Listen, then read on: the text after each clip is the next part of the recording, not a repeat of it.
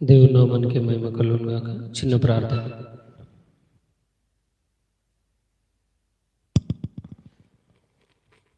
పరిశుద్ధుడు అయిన తండ్రి, నీకు వందనాలు ప్రభువా. నీకే మహిమ ఘనత స్తుతులు చెల్లిస్తున్నాం ప్రభువా. అయ్యా, మరో నూతన దినాన్ని ప్రభువా మీరు మాకు దయచేసినందుకు నీకు వందనాలు ప్రభువా. ఇంతవరకు ప్రభువా పాటల ద్వారా ప్రభువా నిన్ను ఆరాధించడానికి మాకు ఇచ్చిన ఈ అవకాశాన్ని బట్టి నీకు వందనాలు ప్రభువా.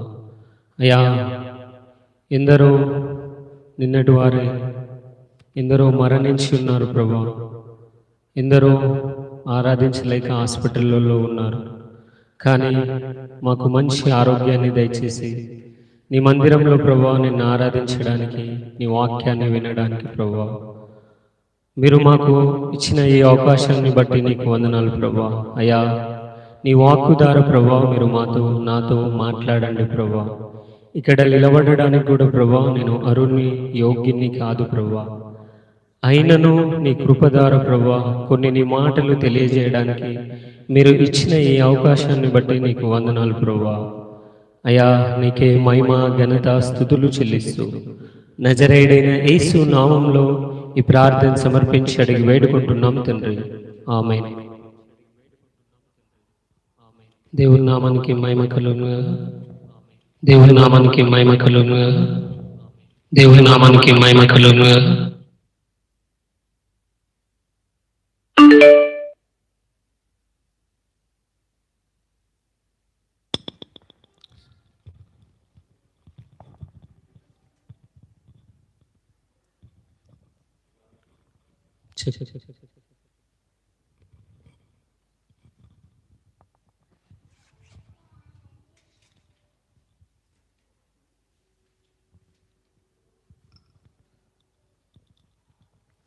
మన అంశం ఏమిటిది? ప్రార్థన. ప్రార్థన గురించి కొన్ని విషయాలు తెలుసుకుందామండి. అలాగే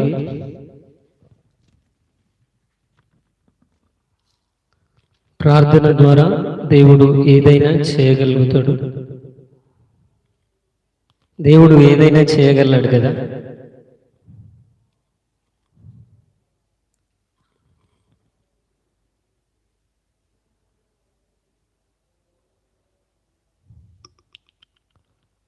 లూకా సువార్త 11వ అధ్యాయము 9వ వచనం. దేవుని నామానికి మహిమ కలుగును గాక.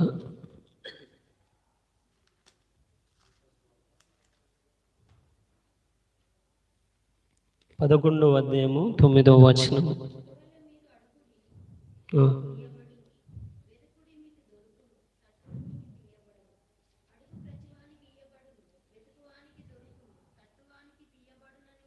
చాలు. లూకా సువార్త 11వ అధ్యాయము 9వ వచనంలో దేవుడు ఏమంటుండే? అడుగుడి మీకు ఇయ్యబడును. మనము ఏది అడిగినా కూడా దేవుడు ఇస్తాడు ఖచ్చితంగా మన జీవితంలో. అది ఎట్లా అడగాలి? దేవుని చిత్తానుసారంగా. అయితే బైబిల్లో కొంతమంది వ్యక్తుల గురించి నేను తెలియజేస్తా. ఆ వ్యక్తులు ఎలాంటి పరిస్థితిలో దేవునికి అడిగినరు, ఇలాంటి సిచ్యువేషన్లో దేవుడు వారి జీవితంలో అద్భుతాలు చేసిండు. దేవుడు ఓపెన్గా మనిషికి ఏం చెప్తుండంటే, అడుగుండి, నా నామంన మీరు నన్ను ఏం అడిగినానో అది నేను చేస్తాను. మనము ఇలాంటి పరిస్థితిలో ఉండి దేవుణ్ణి అడిగినా దేవుడు మనకు ఇస్తానని తెలియజేస్తుంది. అయితే మన జీవితంలో బాగా ధనం కానీ, ఆస్తి లేదా అధికారము, పవర్ ఉంటే మనము ఏది కావాలనుకున్నా కూడా ఈ భూమి మీద పొందుకుంటాం. చాలామంది ధనవంతులు కానీ, గొప్ప గొప్ప వ్యక్తులు కానీ, అధికారులు కానీ ఎక్కువ శాతం వాళ్ళు దేవునికి అడగరు. మందిరాలలో కానీ ఎలాంటి దేవునికి సంబంధించిన ఆరాధనలు ఏమంటారు, పేదవాళ్ళు మాత్రమే వస్తారు, పేదవాళ్ళు మాత్రమే అడుగుతారు. దేవుడు ఏమంటుండు? నా నామం నన్ను ఏం అడిగినను, ఇలాంటి పరిస్థితులున్నా ఎట్లున్నా నేను చేస్తానని దేవుడు చెప్తాడు. కానీ మనిషి ఏమనుకుంటాడు? తనకు అవసరం ఉన్నది అడిగితే దేవుడు చేస్తాడు. కానీ చాలా మందిరాలకు పేదవారు మాత్రమే వచ్చి దేవునికి అడుగుతారు. ఎందుకంటే డబ్బు మనకు ఉందనుకో, అది మన జీవితంలో డబ్బు ఉంటే ఏదైనా మనం ఈ భూమి మీద కొనగలుగుతాం, హ్యాపీగా జీవించాలనుకుంటాం. వస్తువులు అవి ఏవైనా కూడా మనకు కావాల్సిన పరిస్థితిలో అక్కర్లో డబ్బు ఉందనుకో, ఒక 1,00,00,000 రూపాయలు లేకుంటే 10 కోట్లు 100 కోట్లు నీ దగ్గర ఆస్తుందనుకో, మనం దేవుని దగ్గరికి వచ్చేదాన్ని అడుగుతామా? ఏది కూడా అడగం. నా దగ్గర డబ్బు ఉంది, నా అకౌంట్లో బ్యాంక్ బ్యాలెన్స్ ఉన్నది కాబట్టి నీకు ఏది అవసరం ఉంటే అవసరాన్ని బట్టి తీర్చేసుకుంటావు. కానీ దేవునికి వచ్చి మనం అడుగుతామా? అడగం. అంటే డబ్బు ప్రతి అవసరమును తీరుస్తుందా? ఇలాంటి సిచ్యువేషన్లో ఉన్న దేవుడు ఏమంటుండు, నా నామమును నన్ను ఏం అడిగినా చేస్తా. కానీ ధనవంతులు ఈ లోకానుసారంగా మనం ఆలోచిస్తే కానీ, మనుషుల ఆలోచనల ప్రకారం మనము చూస్తే వాళ్ళకి డబ్బు ఉంటే చాలు, దేవునికి అడగాల్సిన అవసరం లేదు. ఒక అధికారి అయినా కూడా ఆయనకున్న పవర్ను బట్టి ఆయన ఏ ఆఫీస్కి పోయినా ఎక్కడికి పోయినా కూడా ఆయన పని జరిగిపోతుంది. అదే పేదవాడు ఆయన అడగాలి, అధికారులకు కానీ పెద్దవారికి కానీ వారికి అడగాలి. లేకుంటే డబ్బున్న వ్యక్తులు ఎక్కడికి పోయినా కూడా వారి పని జరిగిపోతుంది. వాళ్ళు డబ్బుతో అక్కడ ఉన్న పనిని జరిగించుకుంటారు, వాళ్ళకి ఇలాంటి పరిస్థితిలో ఉన్న. కానీ మన జీవితంలో బైబిల్లో కొంతమంది వ్యక్తులు ఉన్నారు, డబ్బుతో ప్రతి సిచ్యువేషన్ను కూడా మనము చేయలేం కదా. యోనా గ్రంథం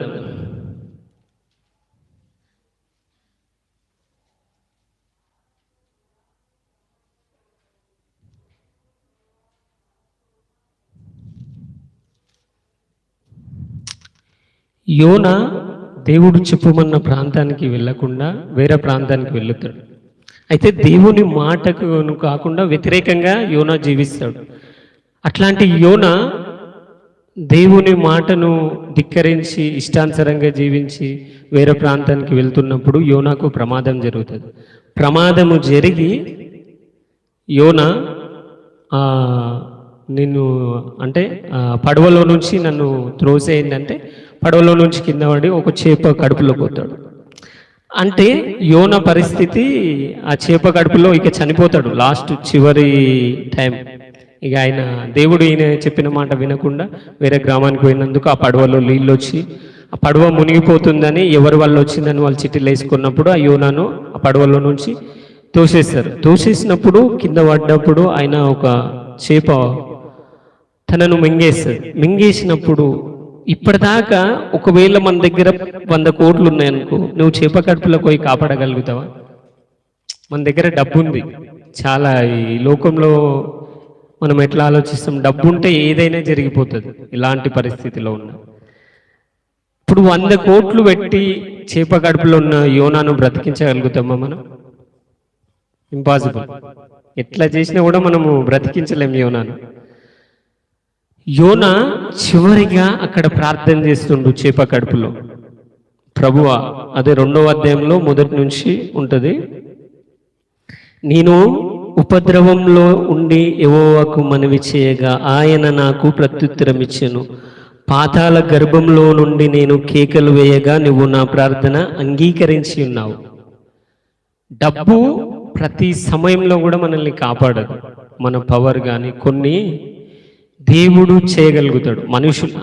మనుషులు మన బలాన్ని, మన అధికారాన్ని, మన పవర్ను, లేకుంటే మనకున్న డబ్బును బట్టి వాళ్ళు ఏదైనా చేయగలుగుతారు. కానీ చనిపోవాల్సిన ఒక చేప ఆల్రెడీ మింగేసింది, ఆయన ప్రాణం పోతుంది. ఆ చేపలో ఉన్న ముళ్ళు అవన్నీ ఆయనను గుచ్చి ఆయన ప్రాణం కొన్ని సెకండ్లలో పోతుంది. అలాంటి సిచ్యువేషన్లో యోనా ప్రార్థన చేస్తుండు. నా పరిస్థితిగా క్లోజ్ అయిపోయింది అనుకున్నప్పుడు అక్కడ ఇప్పుడున్న టెక్నాలజీని బట్టి పెద్ద పెద్ద ఆ సముద్రంలో పెద్ద పెద్ద షిప్పులు వేసుకొని కానీ లేకుంటే ఫ్లైట్లు, ఎంత అంటే వ్యక్తి అయినా పోయి ఆయనను కాపాడగలుగుతాడా? ఎంత ఆస్తున్నా, ఎంత పవర్ ఉన్నా, ఎంత శక్తి ఉన్నా కూడా, ఎన్ని పెద్ద పెద్ద పడవలల్లో పోయి కూడా ఆయనను కాపాడలేను. కానీ చివరిగా ఆయన సిచ్యువేషన్ ఎట్లుంది, ఇక అయిపోయింది అన్నప్పుడు దేవునికి ప్రార్థన చేస్తుండు, ప్రభువా నన్ను కాపాడు. దేవుడు ఆ చేప కడుపులో నుంచి ఆయనను కాపాడి భూమి మీదకి ఏ ప్రాంతానికి వెళ్ళాలో ఆ ప్రాంతానికి యోనాను నడిపిస్తాడు. అలాగే ఇంకొక రాజు ఉంటాడు, ఆయన పరిస్థితి కూడా ఇక అయిపోయింది, క్లోజ్. రెండో దినవృత్తాంతంలో 32వ అధ్యాయము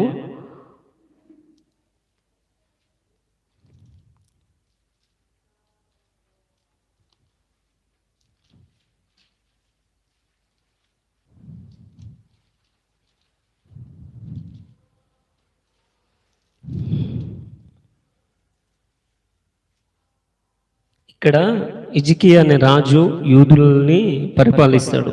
అయితే శత్రుదేశపు రాజు అష్షూరు రాజు అయిన సనెరెబు అని ఉంటాడు. 32వ అధ్యాయం మొత్తం చదివితే నేను చెప్పే విషయాలు ఉంటాయి.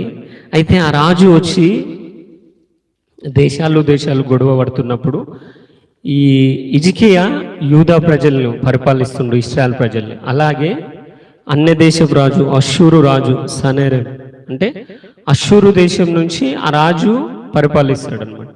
అయితే యూదుల్ని బంధించడానికి, యూదుల మీద యుద్ధం చేయడానికి ఈ అష్షూరు రాజు వస్తాడు. వచ్చి ఆయన బలవంతుడు, ఆయన దగ్గర గొప్ప సైన్యం ఉన్నది, గుర్రాలున్నాయి, రథాలున్నాయి, ఆయన ఏదైనా చేయగలుగుతాడు. ఎన్నో దేశాలను, ఎన్నో రాజ్యాలను కూడా ఓడించి ఆయన పొందుకున్నాడు. అలాంటి రాజు ఇశ్రాయేల్ దేశం మీదకి వస్తున్నాడు. అంటే ఆ దేశాన్ని నాశనం చేయడానికి, యూదుల్ని అక్కడ యుద్ధం చేయడానికి. వీళ్ళ సైన్యం తక్కువ ఉంది, ఆ దేశపు రాజు సైన్యమేమో చాలా ఎక్కువ ఉంది. ఆయన వచ్చి ఏం చెప్తుండంటే, నేను ఎన్నో రాజ్యాలను ఓడించిన, అక్కడున్న రాజులు నన్ను ఏం చేయలేరు, నా బలాన్ని చూడండి, మీ దగ్గర ఏం కూడా లేదు, అంత సైన్యం లేదు, నన్ను ఓడించగలిగిన శక్తి మీ దగ్గర లేదు, మీరు ఏం చేయలేరు, నాకు లొంగిపోండని ఈయన ఈ హిజ్కియా రాజుకు తెలియజేస్తుండు వర్తమానం పంపి. అయితే ఏమంటాడు, ఇక మీరు ఏం చేయలేరు. వీళ్ళు కూడా అక్కడున్న ప్రజలకు కూడా చెప్తుండు, రాజు మాట వినకుండి ఆయన ఏం చేస్తాడు, మా దగ్గర మా సైన్యం చూడండి, మా గుర్రాలు చూడండి, మీ సైన్యం ఎంత ఉంది, చాలా తక్కువ ఉందని హిజ్కియా రాజుకు తెలియజేస్తాడు అష్షూరు రాజు. అయితే ఈయన ఏమంటాడు, హిజ్కియా ఏమంటాడు, లేదు మనం యుద్ధం చేయలేము, కానీ దేవుడు మనకు ఖచ్చితంగా మనల్ని కాపాడతాడని 32:8వ అధ్యాయంలో ఏమంటాడంటే, మాంస సంబంధమైన బాహువే అతనికి అండ, మనకు సాయం చేయుటకు సహాయము చేయుటకును మన యుద్ధములను జరిగించుటకును మన దేవుడైన యెహోవా మనకు తోడుగా ఉన్నాడని చెప్పగా జనులు యూదారాజైన హిజ్కియా చెప్పిన మాటలందు నమ్మిక ఉంచిరి. 32:8వ వచనంలో. అంటే దేశం ఇక క్లోజ్ అయిపోయింది. ఆ దేశం అంటే ఇప్పుడు మన దేశము ఒక చిన్న దేశం ఉందనుకో, ఆ దేశం మీదకి పెద్ద దేశం వచ్చి అటాక్ చేసి ఆ దేశాన్ని చంపేయగలదు బాంబులతో. అట్లా ఇప్పుడున్న టెక్నాలజీ, ఇప్పుడు బాంబులు, అప్పట్లో రథాలు గుర్రాలు ఉంటున్నాయి కాబట్టి వాళ్ళ సైన్యాన్ని చూసి, సైన్యం చూడు ఆల్రెడీ మీరు ఓడిపోతారు, మీరు యుద్ధం చేసినా కూడా ఓడిపోతారు అని చెప్తారు. కానీ హిజ్కియా అక్కడున్న ప్రజలు కూడా ఏమనుకుంటారు, ఇప్పుడు బలం, మన మనుషులంగా మనం ఒక వ్యక్తిని చూసినాం అనుకో, బలమైన వ్యక్తి మనల్ని కొట్టగలుగుతాడు. ఇప్పుడు బాగా జిమ్ముకు పోయి గొప్ప ఏమంటారు కండలు ఉన్న వ్యక్తి, లేకుంటే బొక్కి ఉన్న వ్యక్తిని చూసిందని ఈయన ఆల్రెడీ ఆయనను ఎట్లయినా కొడతాడు, లొంగిపోతే అయిపోతుంది కదా, ఆల్రెడీ ఆయన దగ్గర బలం ఉంది, లొంగిపో అని ఈ రాజు అష్షూరు రాజు తెలియజేస్తుంది. హిజ్కియా వీళ్ళేమో దేవుణ్ణి నమ్ముకున్న బిడ్డలు, వాళ్ళు అన్యులు, ఇష్టానుసారంగా లోకానుసారంగా జీవించే అష్షూరు దేశం ప్రజలు, వాళ్ళు యుద్ధం గెలవగలుగుతారు. కానీ హిజ్కియా ఏమంటుండు, ఆ చివరి సిచ్యువేషన్ ఇక దేశము ఓడిపోతుంది, ఏం చేయలేం, మనం యుద్ధం చేసినా కూడా గెలవం. అలాంటి సిచ్యువేషన్లా హిజ్కియా ప్రార్థన చేస్తున్నాడు. హిజ్కియా అక్కడ ఉన్న ప్రజల్ని కూడా ధైర్యపరుస్తుండు, మీరు అట్లా కాదు, దేవుడు మనకున్నాడు, మనల్ని కాపాడుతాడు. హిజ్కియా ఏమంటుండు, వాళ్ళకు ఆ రథాలు గుర్రాలే ఉన్నాయి కానీ మనకు దేవుడు తోడుండు, నేను ప్రార్థన చేస్తుంటాడు. హిజ్కియా ఏం చేస్తాడంటే, మందిరానికి వెళ్ళి ఒక సేవకుని తీసుకుని వెళ్ళి యెషయా ప్రవక్తను 20వ వచనంలో ఉంటుంది, రాజైన హిజ్కియా ఆమోజు కుమారుడైన యెషయా అను ప్రవక్తయును ఇందును గురించి ప్రార్థించి ఆకాశము తట్టు చూచి మొరపెట్టగా, ఏమంటారు, హిజ్కియా ప్లస్ యెషయా ప్రవక్త ఇద్దరు కలిసి మందిరానికి వెళ్ళి ప్రార్థన చేస్తుండ్రు. చివరి సిచ్యువేషన్లో అంటే వీళ్ళ బలం మనుషుల అనుసారంగా వీళ్ళ బలం సరిపోదు, రాజుతో యుద్ధం చేసి వారిని కాపాడలేరు. అలాంటి సిచ్యువేషన్లో, అలాంటి పరిస్థితిలో హిజ్కియా అలాగే ప్రవక్త పోయి దేవునికి ప్రార్థన చేస్తుండు. చివరి గడియలో లాస్ట్ సిచ్యువేషన్లో ఇక మేము యుద్ధం చేయలేము అన్న పరిస్థితిలో పోయి ప్రార్థన చేస్తే ఆ రాజ్యాన్ని దేవుడు ఒక దేవదూతను పంపిస్తాడు. ఒక్క రాత్రిలో ఆ సైన్యాన్ని మొత్తం నాశనం చేస్తాడు. 1,85,000 మంది సైన్యాన్ని ఒక్క రాత్రిలో ఆ దేవదూత యుద్ధం చేసి ఒకటే రాత్రిలో కత్తివాత అందరినీ చంపేస్తుంది. హిజ్కియా కాపాడబడ్డాడు. అక్కడున్న జనులు, ఆ యూదా ప్రజలు వాళ్ళందరూ కాపాడబడ్డారు. అలాగే హిజ్కియా కూడా 20వ అధ్యాయంలో మరణకరమైన రోగం వస్తుంది. 2 రాజులు 20వ అధ్యాయంలో ఉంటారు. ఆయన సిచ్యువేషన్ ఇక లాస్ట్ అయిపోయింది, నేను బ్రతకలేను అంటే ఆ రోగం నన్ను చంపేస్తుంది. ఆల్రెడీ సేవకుడు వచ్చి చెప్తాడు, నువ్వు చనిపోబోతున్నావు, ఇక నువ్వు బ్రతకలేవు. ఆ లాస్ట్ సిచ్యువేషన్లో కూడా హిజ్కియా ప్రార్థన చేసింది, ప్రభువా నాకు సేవకుడు వచ్చి చెప్పిండు నేను చనిపోతానని, ఇక ఈ రోగం నన్ను చంపేస్తుంది, ఈ బాధ వల్ల నేను చనిపోతున్నా. కానీ హిజ్కియా లాస్ట్కు ప్రార్థన చేసిండు, ఏమని? ప్రభువా నాకు ఆయుష్ 15 సంవత్సరాలు దేవుడు హిజ్కియాకు ఆయుష్నిచ్చిండు. మన జీవితంలో డబ్బున్నా, ఆస్తున్నా, బలము ఏదున్నా కూడా మనం దాన్ని కొంతవరకే యూజ్ చేయగలుగుతాం, కొంతవరకు మాత్రమే అది మనల్ని కాపాడగలుగుతుంది. చివరిగా ఇక డాక్టర్స్ కూడా కొన్ని హాస్పిటళ్ళల్లో చెప్తారు కదా, మేము ఏం చేయలేము, దేవుడిగా మీరు దేవునికి నమ్ముకోండి, చివరి స్టేజ్ కొన్ని గంటల్లో కొన్ని రోజుల్లో ఆయన మరణించబోతాడు, ఆయన శరీరంలో ఉన్న ప్రతి అవయవం కూడా పాడైపోయింది, దాన్ని మేము బాగు చేయలేము. ఎన్ని ప్రయత్నాలు చేసినామో, ఎన్ని విధాలుగా ఎన్ని మెడిసిన్స్ ఇవ్వాలో, ఎన్ని ట్యాబ్లెట్లు ఎన్ని ఇవ్వాలో అన్ని మేము ట్రై చేసినాం, కానీ ఆయనను బ్రతికించలేము. చివరిగా ఉన్నాడు. దేవుణ్ణి మీరు అడగండి. హిజ్కియా కూడా చివరిగా ఆ దేశంతో యుద్ధం చేసిండు. అంటే యుద్ధం చేయలేరు వీళ్ళు, పోయినా కూడా ఆ దేశంతో యుద్ధం చేయలేరు. చివరిగా మా దగ్గర ఇక బలం లేదు. మన పరిస్థితులు, మన సిచ్యువేషన్లు ఎట్లుంటాయంటే ఎంతసేపు మనుషుల మీద ఆధారపడతాం. ఒక గొప్ప లేకుంటే అన్నను, బ్రదరు, ఎవరో నాకు ఈ సాయం చేయు, ఇలాంటి పరిస్థితి ఉంది, లేకుంటే ఒక అధికారి దగ్గరికి పోయి అయ్యా నాకు ఈ సమస్య ఉంది, ఈ సమస్యను తీర్చు. వాళ్ళు ఎంతవరకు తీర్చాలో అంతవరకు తీరుస్తారు, లేకుంటే వాళ్ళ వల్ల కూడా కాదని వదిలేస్తారు. కానీ దేవుడు అది ఎలాంటి నువ్వు ప్రార్థన చేస్తే అది దేవుడు తీర్చలేంది. మొదట మనము లూకాసు వార్త 11:9 చదువుకున్నాం, నా నామంన నన్నేం అడిగినను నేను చేస్తాను. అంటే నీ స్థితి ఎలాంటి స్థితిలో ఇక అయిపోయింది, క్లోజ్, నేను చేయలేను అన్న పరిస్థితిలో కూడా దేవుడు ఖచ్చితంగా నిన్ను బాగు చేయగలుగుతాడు, నిన్ను కాపాడగలుగుతాడు. యూదులకు ఎస్తేరు గ్రంథాన్ని చూసుకున్నట్లయితే కూడా యూదులకు శాసనం వచ్చింది ఆల్రెడీ యూదుల్ని చంపేయాలని. ఎస్తేరు రాణిగా ఉన్నప్పుడు ఆ ప్రాంతంలో దేవుణ్ణి ప్రజలు వాళ్ళు దేవుణ్ణి మొక్కుతారు, ఖాళీ రాజును మాత్రమే మొక్కాలని ఒక శాసనము అక్కడున్న మంత్రులు వాళ్ళు శాసనం ఇచ్చినప్పుడు ఇక క్లోజ్ అయిపోయింది. వాళ్ళకు కూడా శాసనము రాసిస్తాడు రాజు, ఈ యూదులందరినీ చంపేయండి, రాజును మొక్కుతలేరని. కానీ చివరిగా ఎస్తేరు 3 రోజులు ఉపవాసం ఉండి ప్రార్థన చేసినప్పుడు రాజు శాసనాన్ని కూడా తొలగించింది. అంటే రాజు శాసనాన్ని కూడా మార్చేసింది.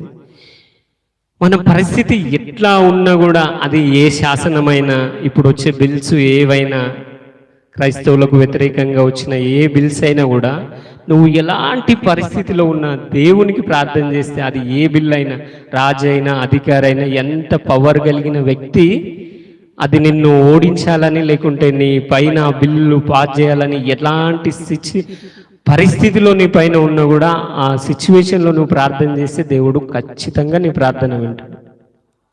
మన డబ్బుతో కూడా ఇప్పుడు యోనాను మన దగ్గర బలము, ఆస్తి లేకుంటే గొప్ప గొప్ప వాహనాలు ఏది ఉన్నా కూడా యోనాను పోయి కాపాడగలుగుతామా? ఆ చేప కడుపులో ఆల్రెడీ పోయినాక పోయి ఆ ప్రాణాన్ని కాపాడగలుగుతామా? డాక్టర్స్ లాస్ట్ బెడ్ మీద ఉన్నాడు అనుకో, డాక్టర్స్ కూడా వదిలేసింది అనుకో, ఆయనను మనం బ్రతికించగలుగుతామా? కానీ నువ్వు ఎలాంటి పరిస్థితిలో ప్రార్థన చేసిన, వీళ్ళ దగ్గర సైన్యం లేదు, హిజ్కియా దగ్గర వేరే దేశపు రాజు మీరు లొంగిపోండి, ఆల్రెడీ మిమ్మల్ని చేస్తా, నా దగ్గర ఇంత సైన్యం ఉందని ఆల్రెడీ రాజే సవాళ్ళు విసురుతున్నాడు వాళ్ళని బ్రతికించగలరు. వాళ్ళని మనం పోయి బ్రతికించగలుగుతాం, ఎంత డబ్బున్నా ఏది ఉన్నా కూడా. అలాంటి సిచ్యువేషన్లో నువ్వు ప్రార్థన చేస్తే దేవుడు ఖచ్చితంగా ఆ పరిస్థితి ఏదైనా కానీ, ఇక లాస్ట్ చివరిగా మనుషులు ఎవ్వరు కూడా దేవుడు తీర్చలేని బాధ, కన్నీరు, వేదన, సమస్య ఏదైనా ఈ భూమి మీద ఉందా? ఏది కూడా లేదు. కానీ దేవుడు నీకు ఖచ్చితంగా, నువ్వు ఈ సిచ్యువేషన్లో, ఈ పరిస్థితిలో నువ్వు ప్రార్థన చేస్తే దేవుడు ఖచ్చితంగా వింటాడు. నా నామంన నన్ను ఏం అడిగినను చేస్తానని దేవుడు తెలియజేశాడు. కానీ చాలామంది ప్రార్థన చేస్తారు, మరి వారి జీవితంలో ఎందుకు స్వస్థత జరుగుతలేదు, జీవితాలు ఎందుకు మార్చబడతలేవు? సేవకులు ప్రార్థన చేస్తేనే వాళ్ళకి స్వస్థత జరుగుతుందా? సేవకులు ప్రార్థన చేస్తేనే వాళ్ళ జీవితాలు మారుతాయి? వీళ్ళు మందిరానికి వెళ్ళి ప్రతిరోజు ప్రార్థన చేస్తున్నారు కదా, వాళ్ళ జీవితంలో ఎందుకు స్వస్థత జరుగుతలేదు? ఎందుకు అలాంటి పరిస్థితులు బాగవుతలేవు? దేవుడు ఆల్రెడీ చెప్పిండు కదా, నా నామం నన్ను ఏం అడిగినా చేస్తానని. మరి మనం ప్రార్థన చేసి ఎందుకు జరుగుతలేదు? యెషయా గ్రంథం 59వ అధ్యాయం చూడండి, మొదటి కొన్ని వచనాలు.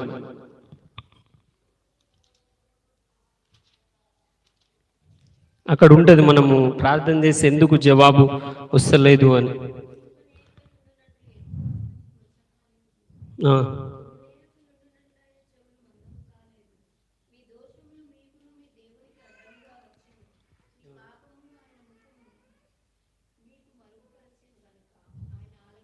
చాలు. మనము ప్రార్థన చేస్తే ఎందుకు జవాబు వస్తలేదంటే, ఆయన రక్షించడానికి ఆయన హస్తాలు కొరచగాలేదంట, విననేరకు ఎండినట్లు ఆయన చెవులు మందం కాలేదు. అంటే మన పాపాలు, మన ప్రార్థన వినకుండా, మన ప్రార్థన దేవుడు వినకుండా మనం చేసిన పాపాలే దేవునికి అడ్డుగా ఉన్నాయి.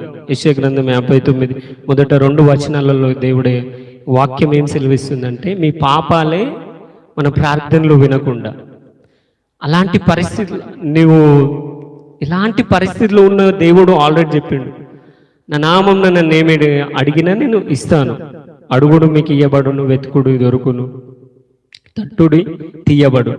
దేవుడు ఆల్రెడీ మనిషికి ఏది కావాలో, నా నామం ఏది కావాలో అది అడుగుతీస్తాడు.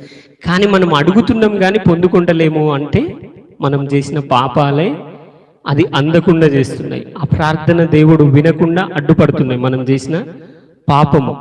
నువ్వు అయ్యా నేను ఎన్నిసార్లు ప్రార్థన చేసినా ఇట్లనే ఉందంటే, కొన్నిసార్లు ఎన్నో సంవత్సరాల సంది నేను ప్రార్థన చేస్తున్నా కానీ నాకు జవాబు వస్తలేదు అంటే, నువ్వు చేసిన పాపమే నీకు జవాబు రాకుండా ఆ పరిస్థితిని అడ్డుగా ఉంటున్నాయి.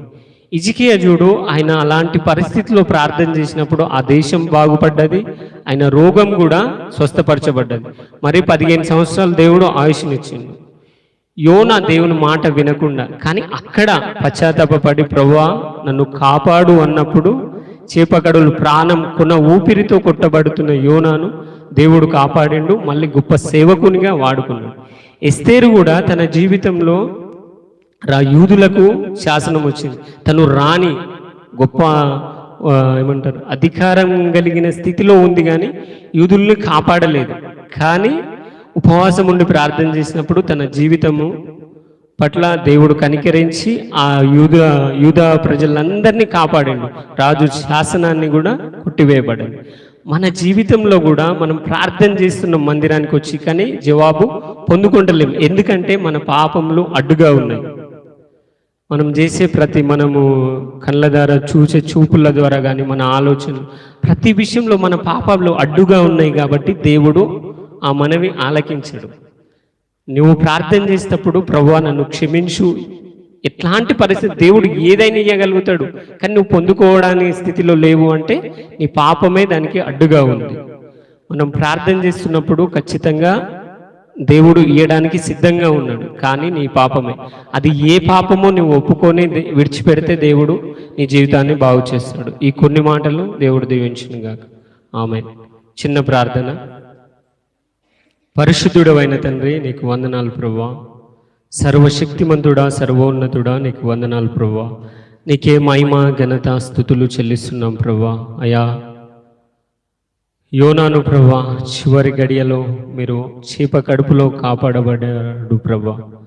అలాగే హిజ్కియా కూడా ప్రభువా సైన్యము, శత్రు సైన్యము ప్రభువా ఆ దేశాన్ని నాశనం చేయడానికి వచ్చినప్పుడు ప్రభువా తను ప్రార్థన చేసినప్పుడు దేశము కాపాడబడింది ప్రభువా. ఎస్తేరు ప్రభువా యూదుల గురించి ప్రార్థన చేసినప్పుడు ప్రభువా యూదా ప్రజలందరూ కూడా కాపాడబడ్డారు ప్రభువా. అయా మా జీవితాలలో కూడా ప్రభువా మేము ఏవైనా సమస్యల గురించి ప్రార్థన చేస్తే, ఏదైనా పరిస్థితులను బట్టి అయా మేము చేయకూడని విషయాల్లో తప్పులు చేసి ఉన్నామేమో ప్రభువా, వారిని క్షమించి ప్రభువా వారు నీ చిత్తానుసారంగా ప్రార్థన చేయడానికి మీరు వారికి కృప చూపించండి ప్రభువా. మా పరిస్థితులు ఎస్తేరును, హిజ్కియాను, యోనాను కాపాడినట్లు ప్రభువా మమ్మల్ని కూడా కాపాడండి ప్రభువా. అలాంటి ప్రార్థన జీవితాన్ని ప్రభువా మా అందరికీ దయచేయండి ప్రభువా. అయ్యా ప్రతి విషయంలో ప్రభా మీరు మాకు తోడుండమని సమస్త మహిమ ఘనత ప్రభావంలో నీకే చెల్లిస్తూ నజరేయుడైన యేసు నామంలో ఈ ప్రార్థన సమర్పించి అడిగి వేడుకుంటున్నాం తండ్రి. ఆమేన్.